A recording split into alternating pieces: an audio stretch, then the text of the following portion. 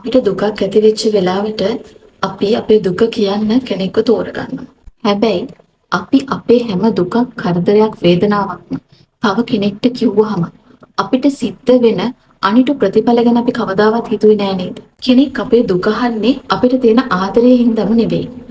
ඒ කෙනා අපෙන් පස්සේ තව කෙනෙක් එක්ක කතා කරන්න මාතෘකාවක් විදිහට අපේ දුක භාවිතා කරන්න පුළුවන්. අපේ දුර්වලතා, අපේ දුර්වල තැන් අපි කෙනෙක්ට කියනකොට ඒ කෙනා අපේ දුර්වලතා හඳුනාගෙන, අපේ දුර්වල තැන් හඳුනාගෙන ඒ දේම අපිට විරුද්ධව පාවිච්චි කරන්නත් පුළුවන්. අපි හැමතිස්සෙම කෙනෙක්ට අපේ දුක් ගැනවිලි කියනකොට ඒ කෙනාටත් ඒක ලොකු බරක් වෙන්නත් පුළුවන්. සමහර විට ඒ හේතුව නිසාම එයා ඔයාගෙන් ඈත් වෙන්නත් පුළුවන්. මතක තියාගන්න. අපි හැමදේම හැමෝටම කියන්න ඕනි නෑ. අපේ දේවල් කියන්න, අපේ වේදනාව කියන්න එක්කෙනෙක් දෙන්නෙක් හිටියම ප්‍රමාණවත්. ඒ වගේම ඒ කියන හැම දෙයකම ප්‍රමාණයක්, මිනුමක් තියාගන්න පුරුදු වෙන්න. අපේ හිතේ බර අඩු කරගන්න අපි තෝරගන්න මිනිස්සු වගේම ඒක කියන ප්‍රමාණය අපි තේරුම් ගන්න ඕනේ. අහලා තියෙනව නේද?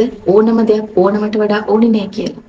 එහෙම වුණොත් අපි ළඟම ඉන්න අයට අපිව ගොඩක් එපා වෙන්න පුළුවන්. ඔයාගේ වේදනා කළමනාකරණය කරගන්න ඔයාටම බැරි අවස්ථාවල් වල වෘත්තීය මට්ටමේ මනෝපදේශනයට යොමු වෙන්න.